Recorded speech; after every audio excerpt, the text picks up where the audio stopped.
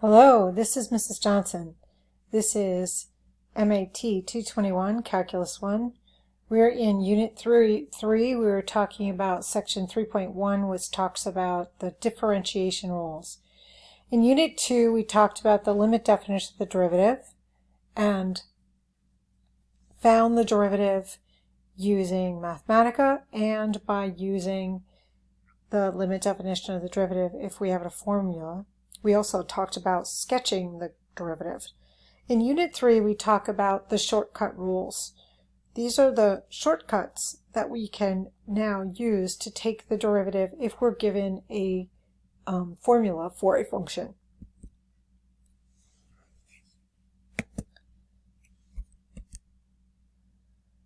So the first thing that we have to say is we're going to start with some simple rules. The first rule for derivatives says that if a derivative of a function is its slope, then for a constant function, the derivative must be 0, which makes perfect sense. Here's the first rule: the derivative of a constant equals 0. Because if you think a constant function like y equals 3 is a constant function, is a horizontal line that is graphed horizontally through the output of y equals 3. So it makes perfect sense to us then that the derivative everywhere on this line is 0, because the derivative of a horizontal line at any point is equal to 0. So the derivative of a constant is equal to 0. This is rule number 1. Rule number 2 is just as easy. Likewise, for a linear function, the derivative must be the value of the slope of the line, and a linear function has a constant slope. M is its slope.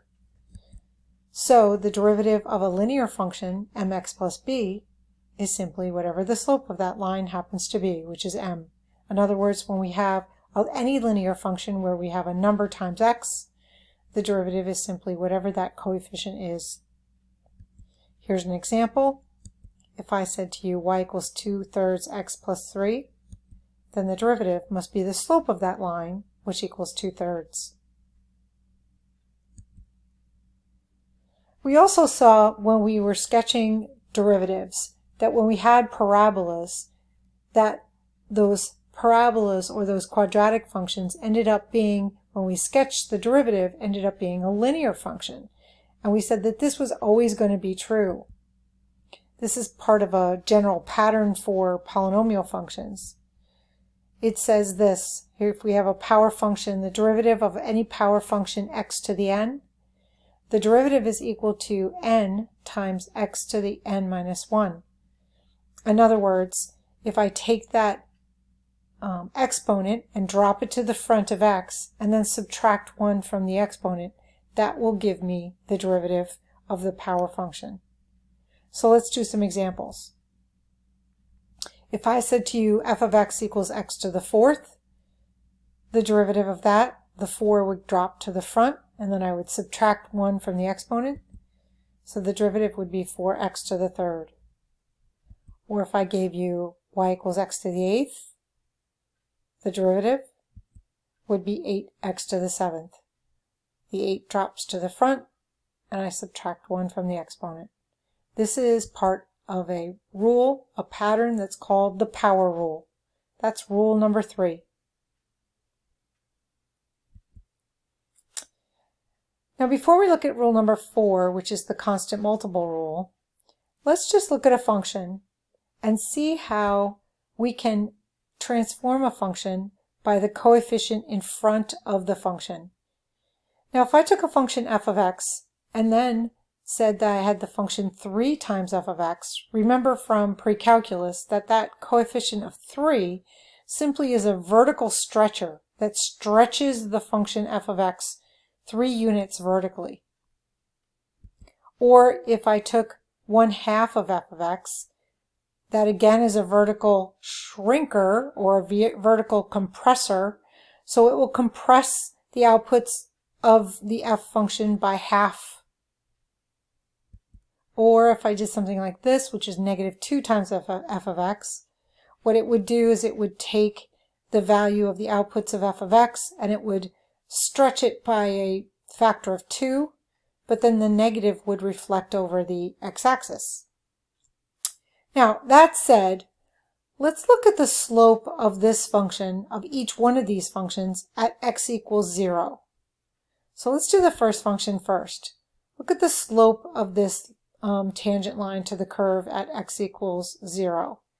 It looks like it has a slope of 1, up 1 over 1. You can kind of see it here. It rises 1 and runs 1.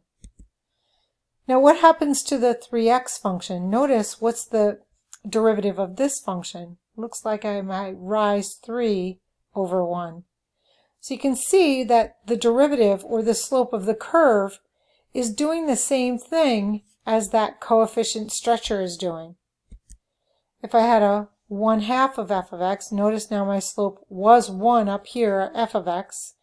I now rise 1, run 2. And same thing here. I had originally a positive 1 slope, but now I have a negative 2 slope. So, by multiplying a function by a constant, it simply stretches or shrinks it. The derivative is also changed in the same way, which gives us rule number 4, which is the constant multiple rule. It says if you take the derivative of a constant multiplied by a function. Now notice this is not a constant by itself. It's a constant, a number, multiplied by a function. Then what we can do is we can take that constant, that number that's in front of the function, and just pull it in front of the function, and then take the derivative of whatever remains. Now in the very beginning it doesn't seem like this rule is very important, but as we move ahead you'll see that this is actually a really important rule. So let's do some examples. Now, if I used it again with the power rule, if I had a constant times a power function, I would use the two rules together. The c, that constant would just move to the front. Then I would drop the exponent to the front and subtract 1 from the exponent. So I'm using both the power rule and the constant multiple rule. Or I could do something like this. If I had a number 7, I would just pull it to the front and then take the derivative of x to the 5th by using the power rule. And the power rule says the 5 drops to the front, subtract 1 from the exponent, and then we would multiply these two numbers together to get 35x to the 4th. Rules 5 and 6 are very intuitive. They are the sum and difference rules. They say if I take the derivative of the sum of two functions, that is the same as the derivative of the first function plus the derivative of the second function. Or in other words, the derivative of the sum of two functions is equal to the sum of the derivatives. And likewise, if I have the derivative of the subtraction or the difference of two functions, I simply take the derivative of the first function and subtract the derivative of the second function. Again, what it's telling us is the derivative of the difference of two functions is equal to the difference of the derivatives. So let's try a couple of rules now put together. So let's see if we can put these rules together. So we have y equals x to the 4th, which is a power function, plus, okay, so now we're using the addition rule, 12x. Now remember, 12x by itself is just a linear function with a slope of 12. So let's take the derivative of this. The derivative becomes 4x to the 3rd plus 12. The 4 drops to the front, subtract 1 from the exponent, plus, now we're using the sum rule up here, and then we take the derivative of the second function, which is a linear function. It is just whatever the slope is, so the slope is equal to 12. So we treat each term separately as we move across and take derivatives. Let's try another one. The derivative of this function would be 4x to the 3rd minus 4x plus 0. Notice as we move term by term, the 4 drops to the front. Subtract 1 from the exponent. There's 4x to the third. The negative 2 would be a coefficient we would pull out to the front by the constant multiple rule. And then we would take the derivative of x squared, which would be 2x. So 2 times negative 2 would be negative 4, x to the first, plus the derivative of a constant, that's rule number 1. It's a number by itself, no variable attached. The derivative is equal to 0. All right, let's look at an example here. Let's find the horizontal tangents of y equals x to the fourth minus 2x squared plus 2. Now this is the function we just took the derivative of. And I want to know the horizontal tangents of this. In other words, I want the tangent line to be horizontal. Well, if a tangent line is horizontal, its slope is equal to 0. And the slope of a curve is equal to the derivative.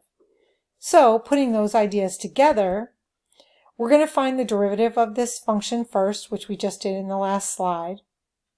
Then, horizontal tangents will occur when the slope is equal to 0. So we're going to set the slope, or the derivative, equal to 0, and then solve for these values of x.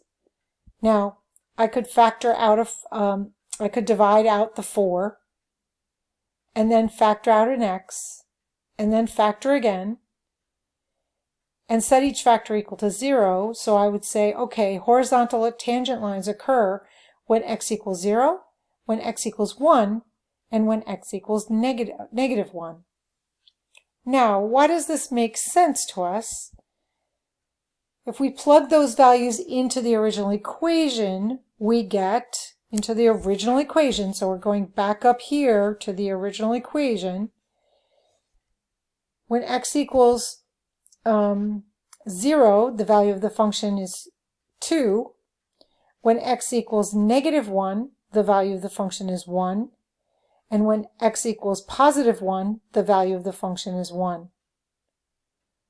All right, let's graph this function and see why that makes sense. We can see when we graph it that this function is an even function, so it has symmetry in the y-axis, so we only get 2 horizontal tangent lines. Let's graph.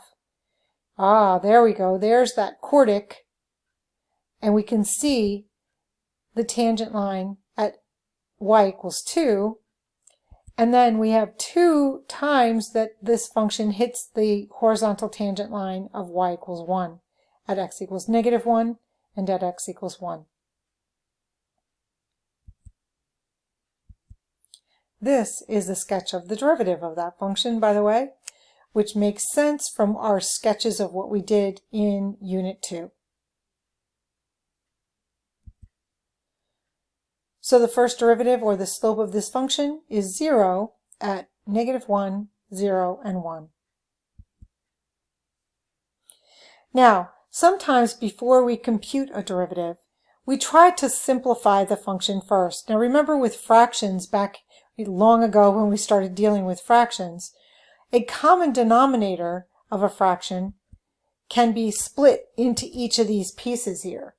So let's talk about how this expression can be broken up into its pieces.